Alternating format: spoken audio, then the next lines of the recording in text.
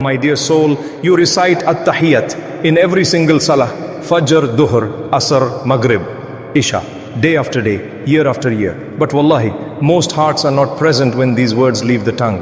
And that is why Salah feels empty. That is why the prayer ends and nothing changes inside us. Subhanallah. We stand before Allah subhanahu wa ta'ala, the King of Kings, the one who hears every whisper, the one who sees the tremble of the heart. Yet our lips move faster than our souls can follow. We rush, we race, we want to finish. The tongue is busy, but the heart is absent. And when the heart is absent, Khushu disappears.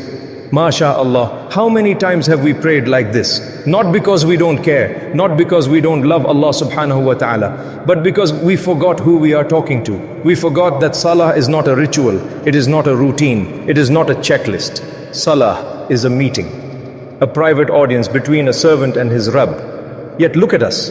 We say Allahu Akbar while our mind is still in the dunya. We stand in Qiyam while our heart is still scrolling through worries. And when we reach At-Tahiyyat, those sacred words, we rush them the most, as if they are just words, as if they are a formality, before we say salam and leave. Subhanallah. Do you feel it? That quiet heaviness inside, that feeling that something is missing? That is not because Allah subhanahu wa ta'ala is far. It is because we are not present. And here is the painful truth. You can recite every word correctly, perfect tajweed, perfect posture, but if your heart is not there, the sweetness of Salah will never enter. The early Muslims feared this. They feared standing before Allah subhanahu wa ta'ala because they knew something we have forgotten. The value of Salah is not in its length, it is in its presence. And At-Tahiyyat is where presence is tested the most. Why? Because At-Tahiyyat is not dua only, it is not dhikr only. It is something far deeper. It is honor, it is reverence, it is conversation. A conversation that begins after you have bowed, after you have prostrated, after you have placed your forehead on the ground, as if Allah subhanahu wa ta'ala is now asking you, speak. And what do? We rush. We don't pause, we don't feel, we don't reflect. We say words that shake the heavens with hearts that barely notice them. MashaAllah, no wonder Salah feels heavy. No wonder Khushu feels impossible. Because when the conversation becomes noise, the connection breaks. But listen carefully. What if the problem is not your iman? What if the problem is not your consistency? What if the problem is simply this? You never realized who At-Tahiyyat is addressed to. What if I told you that these words were taught with extreme care, that the Prophet Muhammad Sallallahu Alayhi Wasallam once stopped the Sahaba radiallahu anhum and corrected them because of how they addressed Allah subhanahu wa ta'ala? What if I told you that At-Tahiyyat is so powerful that your salam reaches every righteous servant of Allah on earth and in the heavens? Subhanallah. And what if I told you that the moment you understand At-Tahiyyat, your salah will never feel the same again? Not louder, not longer, but deeper. So pause, breathe, and ask yourself this question, not with your tongue, but with your heart. When I say At-Tahiyyat, do I know who I'm talking to? Because once you understand that, everything is about to change. There was a time when the Sahaba radiallahu anhum were learning how to stand before Allah subhanahu wa ta'ala. They loved Him, they feared Him, they wanted to worship Him correctly. Yet even they needed correction, subhanallah. Listen carefully to this moment, because this correction changed the language of Salah forever. كنا إذا صلينا خلف النبي قلنا السلام على الله من عباده فقال النبي إن الله هو السلام. Sahih al-Bukhari, Sahih Muslim, Hadith 402. We used to say in prayer, peace be upon Allah from His servants. The Prophet Sallallahu Alayhi Wasallam said, indeed, Allah is As-Salam. Pause. Let it sink in. The Sahaba radiallahu anhum were saying salam to Allah. It sounded respectful. It sounded loving. But the Prophet Muhammad Sallallahu Alayhi Wasallam stopped them, not harshly, not angrily, but with divine wisdom. And He taught them something that many of us still don't realize today. Allah subhanahu wa ta'ala does not receive salam. Why? Because He is As-Salam, subhanallah. Salam is created, peace is given. Allah subhanahu wa ta'ala is the source of peace. He does not need to be greeted. He is not addressed like creation. He is above that. This is adab, this is etiquette, this is knowing your place when you stand before the Lord of the worlds. And look at the mercy of Allah subhanahu wa ta'ala. He didn't leave the ummah confused. He sent Rasulullah Sallallahu Alayhi Wasallam to teach us how to speak in His presence, because not every respectful word is appropriate in Salah. Not every phrase belongs in the divine court. Salah has its own language, its own honor, its own etiquette. And that language is At-Tahiyyat. what At-Tahiyyat really means, slow down here. This is where hearts begin to awaken. At-Tahiyyat does not mean a simple greeting. It is far greater. Other than that, At-Tahiyyat means complete honor, absolute reverence, eternal glorification, total submission. It is not peace be upon you, O Allah. It is everything that represents honor, greatness and eternity belongs only to you. MashaAllah. This is why we don't say salam to Allah subhanahu wa ta'ala in salah. Instead, we offer Him our worship, our prayers, our pure deeds, our existence. We are not greeting Allah.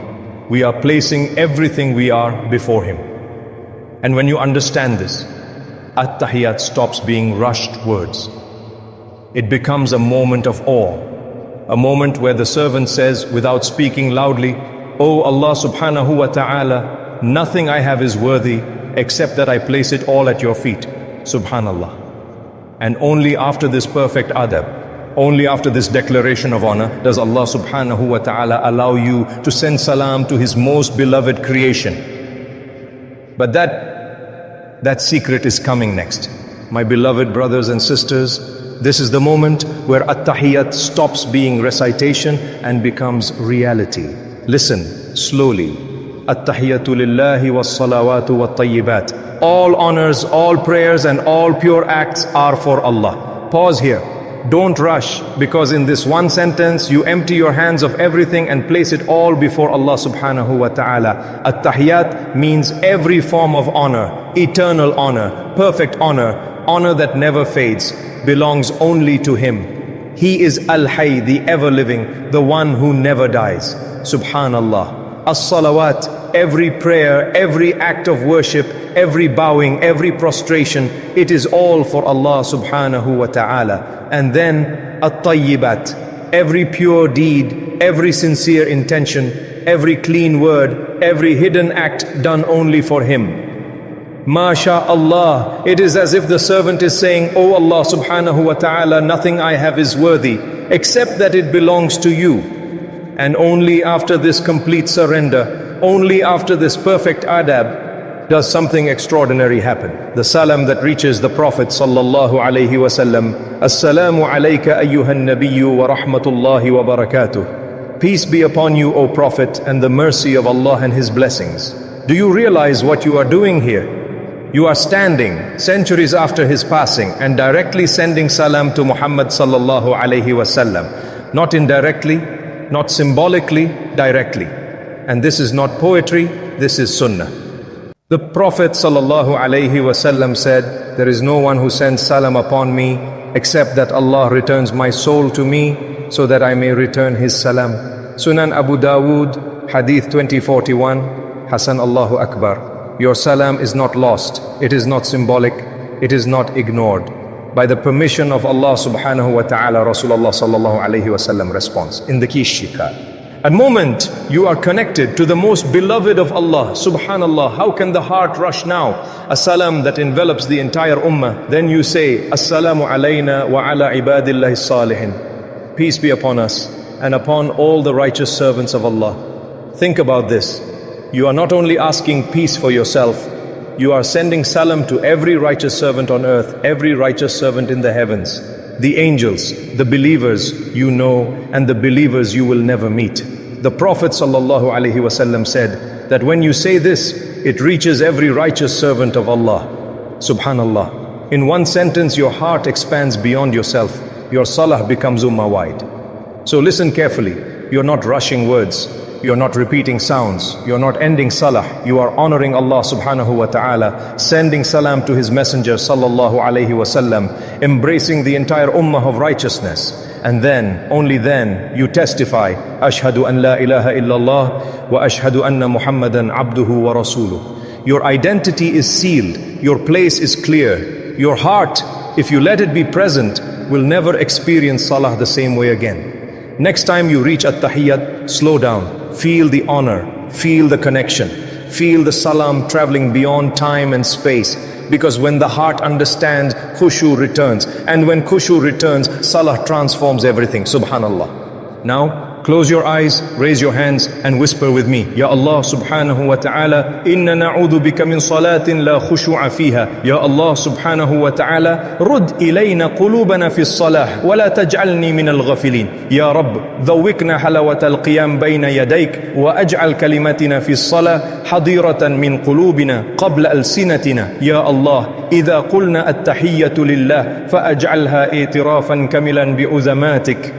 وإذا سلمنا على نبيك محمد صلى الله عليه وسلم فأجعل سلامنا مقبولا ورده لنا رحمة ونورا.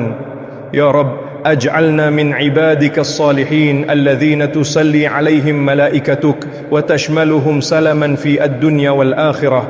لا تحرمنا خشوع الصلاة ولا تحرمنا لقاءك ولا تجعل صلاتنا آخر صلاتنا إلا وأنت رض عنا. Oh my Lord, we seek refuge in you from a prayer that has no humility. O Allah subhanahu wa ta'ala, return our hearts to us in salah and do not make us among the heedless. O my Lord, let us taste the sweetness of standing before you and make our words in prayer rise first from our hearts before they leave our tongues. O Allah, when we say At-Tahiyyat lillah, make it a true declaration of your greatness in our hearts. And when we send salam upon your Prophet Muhammad Sallallahu Alayhi Wasallam, accept our salam and return it to us as mercy and light.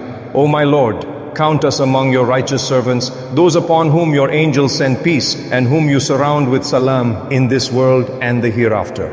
Do not deprive us of humility in prayer. Do not deprive us of meeting you, and do not make our last prayer except while you are pleased with us. Ameen. Ya Rabbal Alameen, Subhanallah, Alhamdulillah, Allahu Akbar. My dear soul, if even one line from this reminder made your heart pause, if At-Tahiyyat will feel different in your next salah, then don't keep this khair to yourself. Press like, not for me, but so this reminder reaches another heart that is struggling to feel its prayer. Subscribe to Ayah Pulse. So every time your iman feels heavy, every time Khushu feels distant, you have a place that reminds you why you stand before Allah subhanahu wa ta'ala. And let's make this more than a video. Let's make it a dua circle. Tell us in the comments, what part of salah do you struggle with the most? Is it khushu, distraction, or consistency? Where are you watching from? So we can make dua for you by place, by intention. Because when one believer makes dua for another, the angels say, Ameen. And for you the same. Subhanallah. May Allah subhanahu wa ta'ala gather us through these reminders, unite our hearts in salah, and write us among those whose prayers are accepted. Amin. Ayah Pulse, where hearts return to Allah.